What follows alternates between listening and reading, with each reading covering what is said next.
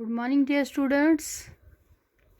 Myself Narendra Kaur from school UPS Kralgund. Okay, बेटा. Hope all of you are fine. ठीक है बेटा. हम एक दो दिन से हमारा टॉपिक पढ़ रहे हैं ग्लोबल वार्मिंग.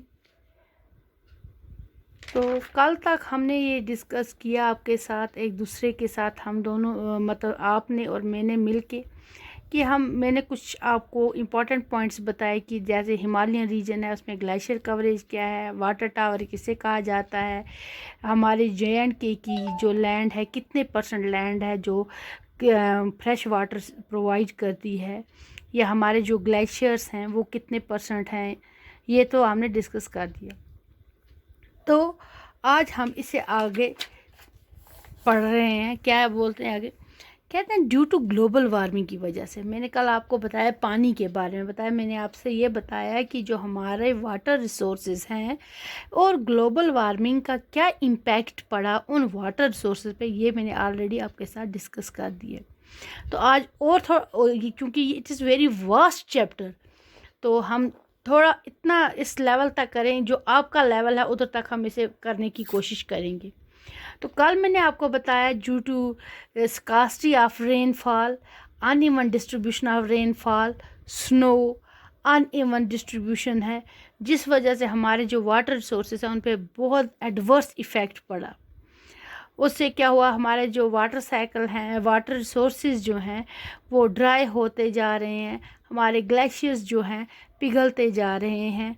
और दूसरा असर क्या है, हमारे जो वेटलैंड हैबिटेट्स जो थे, प्रोडक्टिविटी जो हमारी है उसमें भी एडवर्स इफ़ेक्ट हो गया, क्योंकि सीज़न भी चेंज हो गया. आप देखते होंगे पहले क्या होता था, जब विंटर्स हुआ करते थे तो टाइमली विंटर होता था. भाई हमें पता था हमारे पास 4 सीज़न है, समर, विंटर, ऑटम, स्प्रिंग. तो आसानी से हम इनको डिफ्रेंशिएट करते थे कि समर सीज़न कौन सा है, विंटर सीज़न कौन सा है, स्प्रिंग कौन सा है. लेकिन आज ड्यू टू ग्लोबल वार्मिंग की वजह से हम इन सीज़न्स को डिफ्रेंशिएट नहीं कर सकते हैं, क्योंकि जो हमारा स्प्रिंग सीज़न है वो स्टार्ट होता है मार्च से, यानी कि वहाँ उस वक्त हमारे छोटे छोटे फूल, उस सीज़न के जो फ्लावर्स हैं वो ब्लूम होते थे. लेकिन आज आप देखेंगे कि जैन या फेब में क्या होता है, उसी मंथ में फूल खिल जाते हैं. तो so it has become difficult for we people to differentiate either it is a winter season or it is a spring season. हम ये नहीं अंदाज़ा लगा सकते हैं. क्यों? वहाँ उस वक्त जो टेम्परेचर है वो रेज़ हो जाता है. आप देखो जनवरी में या फेब में रेज़ हो जाता है, ड्राइनेस हो जाती है और फूल खिल जाते हैं, जबकि फूलों के खिलने का सीज़न जो होता है वो स्प्रिंग सीज़न होता है. इसी तरीके से जब हमारी गर्मियों का सीज़न होता है, समर सीज़न होता है, उस वक्त बरसातें इतनी होती हैं, बरसातें रुकने का नाम नहीं लेती हैं, और जो हमारा आधा स्पेल समर सीज़न का जो है वो उसी के साथ ख़त्म हो जाता है. फिर उसके बाद इतनी ड्राइनेस हो जाती है, इतना एकदम से इतना हार्श समर आ जाता है कि जो पानी जो है बिल्कुल कम हो जाता है, हमारी जो बारिशें हैं वो बिल्कुल ख़त्म हो जाती हैं. इसका हमारे जो मोस्ट ऑफ जो हमारे wetlands have less biodiversity in term of flora and fauna compared to the situation about half a century ago. मतलब जहाँ पे हमारा फ्लोरा फ्यूना हुआ करते थे, मतलब वो भी समझो आप, फिर वो जल, जैसे हम बोलते हैं ना फसल जल गई, या जल गई यानी कि फसल ग्रो नहीं हो पाई, ग्रोथ नहीं कर पाई, क्योंकि जब उसे प्रॉपरली टाइम पे पानी नहीं हुआ. एक बात हो गई ये बात. और दूसरा जो इम्पैक्ट है ग्लोबल वार्मिंग का, वो हमारे जो माइग्रेटरी बर्ड्स थे. माइग्रेटरी बर्ड जो हुआ करते थे, कुछ जो ऐसे बर्ड्स थे जो समर सीज़न में हमारे यहाँ आया करते थे, और कुछ बर्ड्स ऐसे थे जो जब यहाँ समर सीज़न हुआ करता था तो वो दूसरे मुल्कों में चले जाया करते थे. जैसे हमारे यहाँ आया करती थी कतिज. अब आप को देखो कि वो देखने में भी आपको मिलती नहीं है, हार्डली स्पॉट करते हैं, किसी जगह वो नज़र आ जाती है कभी कभार. अब वो भी ख़त्म होते जा रहे हैं.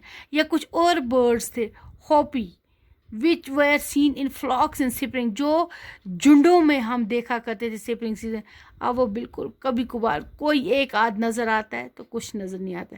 ये कतिज की जो बात मैंने की, कतिज जिसको कश्मीरी में ये माइग्रेटरी बर्ड है, ये यहाँ आया करते थे मगर अब टोटली डिसअपेयर, ख़त्म हो गए हैं।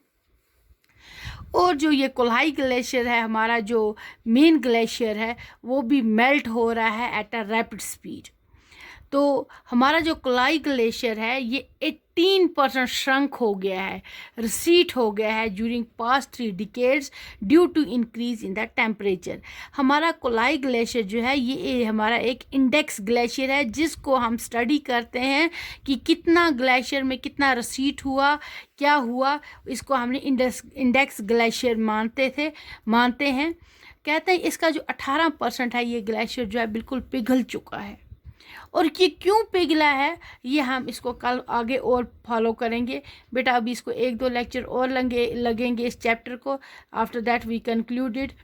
तो फिर मैं थोड़ा सा बताती हूँ कि ये जो हमारे जो ग्लेशियर्स हैं ये हमें टोटल रिसीट हो रहे हैं। और हमारा जो कोलाई ग्लेशियर है जो कहाँ पे है, Kolahoi glacier in west Lidder valley. Lidder valley कहाँ पे है, पहलगाम में है। इसे हमने इंडेक्स ग्लेशियर के तौर पे अपनाया है। और ये ग्लेशियर ऐसा है जो 18% रिसीट हो गया है। अब इसके रिसीट होने का उसकी वजह क्या है ये मैं आपके साथ कल डिस्कस करूँगी। ओके बेटा, थैंक यू।